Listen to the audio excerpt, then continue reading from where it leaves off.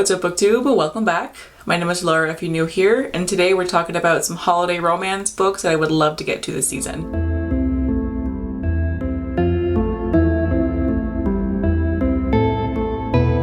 So I'm pretty new to the world of romance books. I read my first romance books maybe like 2 years ago or so, and then last year I read a little bit more, and then this year a little bit as well. So it's not like my main genre, but I do still quite enjoy it. I've also more recently gotten into the spicier side of romance books, so that's been lots of fun. But there's always so many really cute sounding holiday romance books, so this year I want to try and read a couple. I read one last year and it wasn't my favorite, so I wanted to try and find some that I do really enjoy. So I have a handful of ones that I would love to get to this season, and I thought I would share with all of you guys. I do have a separate video for my winter TBR of everything aside from romance, so I will link that down below for you guys to check out if you'd like to. That one's mostly fantasy and stuff, but without further ado, let's get started on the books. Now I do feel the need to preface these first two because they're kind of weird. I'm a big fan of Mara over at Books Like Whoa, and if you watch her channel then you will know that she has quite a varied reading taste. She reads a lot of different kinds of books, and some of the books that she reads are very strange. You know, she kind of delves into the world of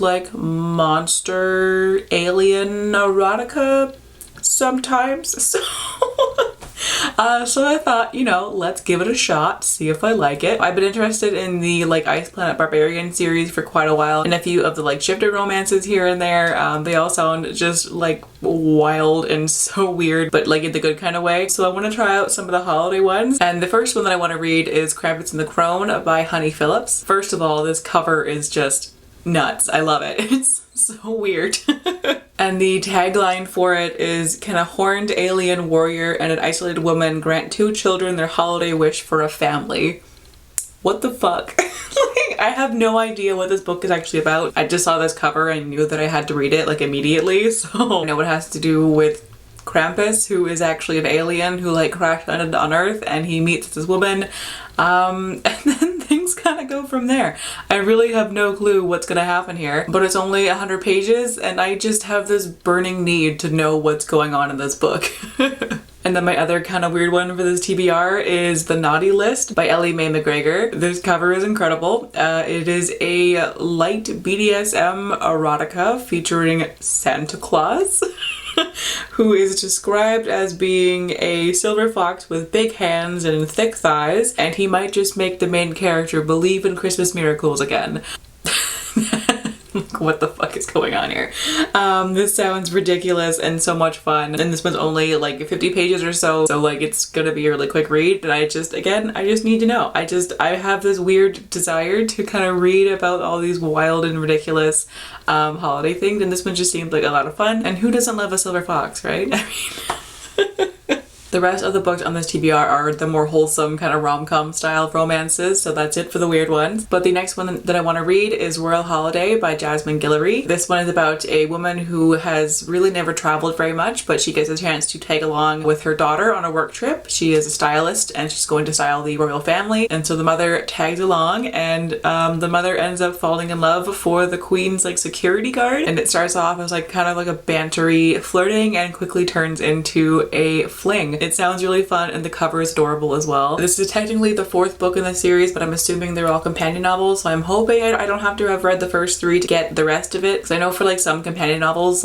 yes, they're all standalones, but I get really bothered if there's references to the past books that I don't get. I get very annoyed by that, so hopefully this won't be the case and I'll just be able to enjoy it. But yeah, it sounds really cute. Next up is A Princess for Christmas by Jenny Holiday. This is a grumpy sunshine trope, which I just adore. It's about a cab driver from New York City who is down on his luck. He's very grumpy and gruff and just having a hard time in life. But one day when he's out driving his cab, he finds a woman in a gown in New York hailing a cab. So he picks her up, and it turns out that she is the princess of a small alpine country on the other side of the world. And because they weirdly get along, she asks him to be her driver for the rest of her time there, and he agrees, thinking that it'll just be easy money for him. And then they end up falling in love. This one sounds really sweet, and I love the grumpy sunshine trope. It's just such a good time. It always makes for some really good sarcastic humor, which I really enjoy. So this one sounds like it'll be a lot of fun. Next up is The Matzo Ball by Meltzer. Meltzer. This one is about a Jewish girl who secretly loves Christmas, and she's been writing Christmas romance books for years under a pseudonym that her family does not know about. But then her publisher wants her to write a Hanukkah romance, but she does not like Hanukkah. She thinks that there's no joy to it, nothing merry about it, so she really does not want to do this. But if she doesn't, she's afraid that she will lose her contract. So she has to team up with her childhood rival at the Matzo Ball, which is a Jewish music celebration at the end of Hanukkah, and then she slowly falls in love with Hanukkah and her culture as well as her childhood rival. So this just sounds adorable right off the bat. I love a good enemies to lovers. It's pretty rare for me to like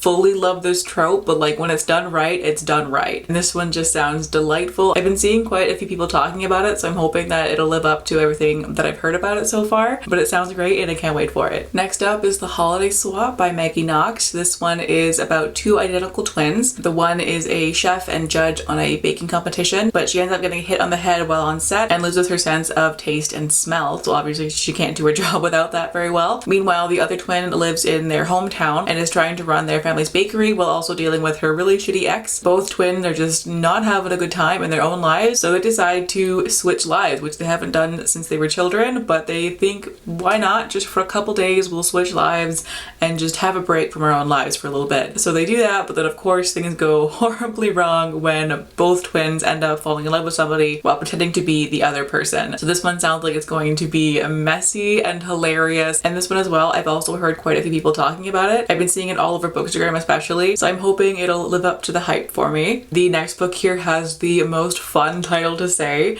It's Holly Jolly Diwali by Sonya Lalli. I love that title so much. But this one follows our main character, who is very much type A. She's a data analyst and she's always lived as practically as possible and just really never lived her life to the fullest. But when she gets laid off from her job, she decides to make a very impulsive decision and book a last minute flight to India for her friend's wedding, and there she meets a musician from London, and the two quickly start a flirtatious kind of banter and obviously fall in love as well. This man is like helping her rekindle her passion for life and creativity and everything, but then she gets a job offer back home and she has to decide what she wants to do: go back home and be practical or stay here with this man and live her life. This one sounds like it's going to be such a good time. I've also been seeing it all over the internet as well. I think this is the one that I'm looking forward to the most out of all of these ones. It just sounds delightful, and I'm also just really wanting some travel books right now. I miss traveling so badly, so hopefully this will scratch that itch for me. And the last book for today is Window Shopping by Tessa Bailey. This one follows a girl who is down on her luck, and one day as she's strolling through Manhattan just window shopping through all of the Christmas displays, she stops at one window and the man there asks her opinion of the display there, and she gives a very honest opinion and just insults it, not knowing that the man is actually the owner of the shop. And so he kind of challenges her to see if she can do any better, and seeing the opportunity for maybe some money, she takes it and starts working there as a little like window display designer, I guess. I'm not sure what that title would be. And then of course sparks start to fly between the two of them as well. It just sounds really cute, and I'm hoping that I'll love this one. It kind of reminds me of Cruella, the new Disney movie, which I loved that movie. I've heard bad things about it, but I loved it. So maybe I'm in the minority here, but I thought it was great. But